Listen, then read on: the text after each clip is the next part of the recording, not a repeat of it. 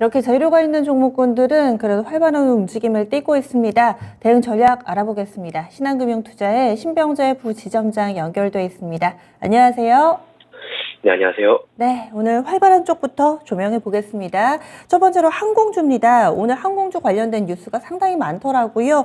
입국자에 대한 격리 면제라든지 또 국제유가도 어느 정도 이제 고점을 찍었다라는 분석도 나오고 있고 리오프닝 분위기 여러 가지가 있습니다. 항공 섹터 어떤 식의 접근 전략이 필요할까요? 네, 항공 쪽 내용을 좀 살펴보게 되면 이제 노선을 좀 재개하는 내용과 좀 증편하는 이런 소식이 좀 들리는 것 같습니다. 국내 지금 기업 같은 경우는 티웨이 항공이라든지 진에어 그리고 아시아나항공이 오늘 좀 빨간불 켜는 이런 내용을 좀 보여주고 있고요.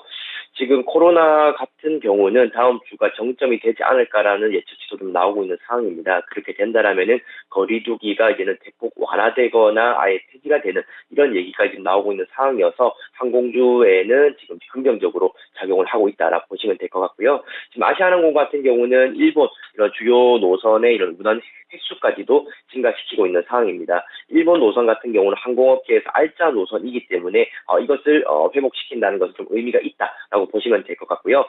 지금 11개월 정도 아마 잠정 중단이 됐다가 다시금 재개를 한다라고 보시면 될 것 같습니다.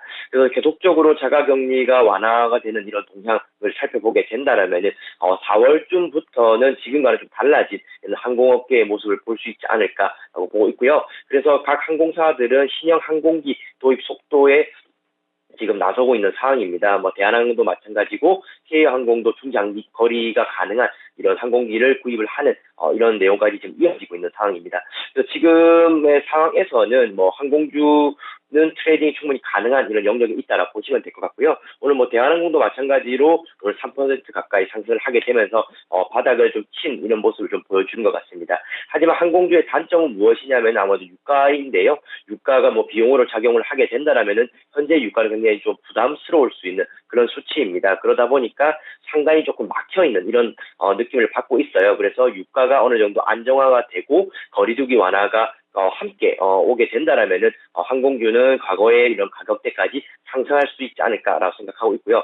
그렇지 않고 유가가 아직까지도 발목을 잡게 된다라면은 이번 상승에도 단기 상단을 터치하고 다시금 내려올 수도 있다라고 이제 생각하시면 될 것 같습니다. 그래서 시장에서는 지금 유가 이제 살펴보시면 좋을 것 같고요. 그리고 거리두기 완화되는 거 이렇게 참고하시게 되면은 항공주 매매하시는 데 도움이 되실 것 같습니다. 유가, 거리두기 두 가지 체크해 주셨고 그동안에 이 시간을 통해서 대한항공 추천을 여러 번 해주셨는데 토픽은 이 종목으로 보세요? 아니면 시각의 변화가 좀 있으세요? 네, 우선 대한항공에 대한 탑픽 종목은 계속적으로 유효합니다. 지금 월봉상에서도 밑골이 강하게 달면서 움직이고 있기 때문에 매수 세력은 여전하다라고 보고 있고요.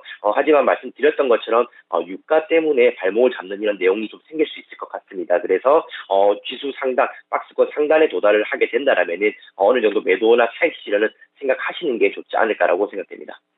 여전히 유가가 좀 발목을 잡고 있다라는 시각으로 보고 계시네요. 다음은요. 간밤에 미증시에서도 그랬지만은 이 국채금리 상승으로 인해서 은행주들이 힘을 얻고 있습니다. 오늘 장도 대체로 강한 탄력은 아니지만은 그래도 다시금 기운을 차리고 있는 금융 지주사들 확인해 볼 수가 있는데요. 대응 전략 세워주세요.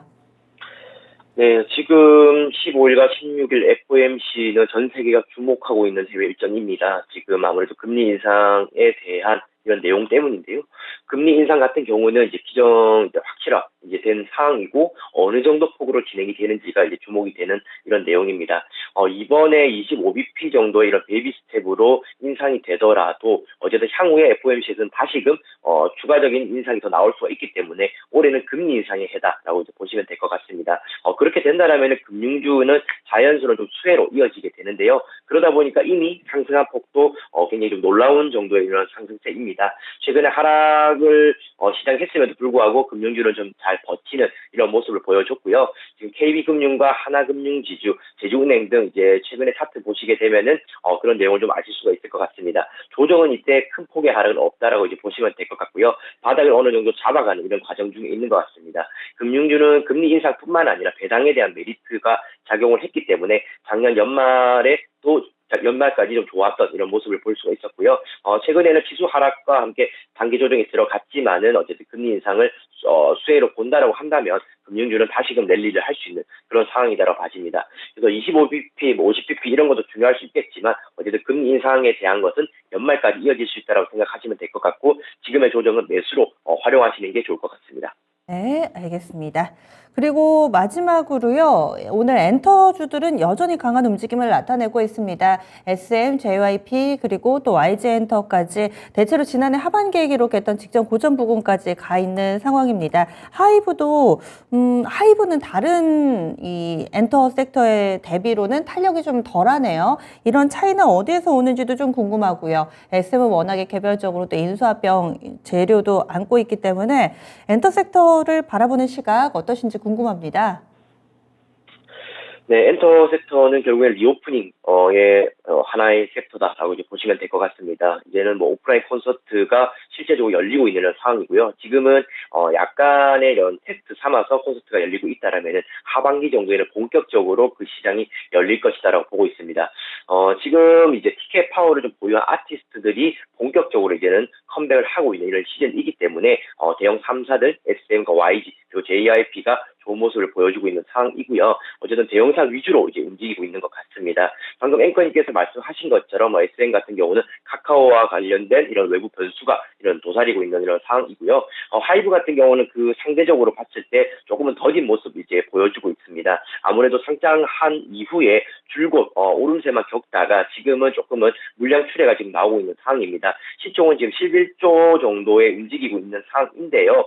지금 하이브는 호재가 없는 것이 조금은 발목을 잡는다라고 저는 보고 있습니다. 그리고 이런 갑작스럽게 이제 보여지는 이런 내용인데 신규 상장주에 대한 이런 물량 이제 오버행 이슈가 저는 아직도 좀 남아있다라고 보고 있기 때문에 결국에는 그 물량을 좀 걷어내는 이런 과정이 조금 필요할 수 있다라고 보고 있습니다. 그래서 지금의 상황에서는 대형 3사 이미 자리 잡은 이런 엔터주들 위주로서만 움직이고 있다라고 보고 있고요. 하이브 같은 경우는 어쨌든 위에 쌓여있는 물량을 좀 돌파를 하기 전까지는 주가 상승이 조금은 연속성을 가지기 좀 어렵지 않을까라고 생각합니다. 그래서 그 오버행 이슈를 조금 이제 걷어내는 이런 내용이 조금 나와주게 된다라면은 하이브도 이제 같은 이런 상향 평균화가 되겠지만 지금에서는 시간이 좀 더 필요하다 이렇게 보시고 대형 3사 위주로만 압축해서 보시는 게 좋을 것 같습니다. 하이브는 오버행 때문에 그렇군요. 수급에서 이런 차이점이 만들어지고 있습니다. 그러면 오늘 장의 포인트 알려주시죠. 네, 오늘장 시장 포인트는 외국인 수급 이탈이 지속되고 있다라고 말씀드리고 싶습니다. 최근 2개월 정도 국내 시장에서 외국인 이탈은 계속적으로 되어 오고 있다라고 보시면 되고요.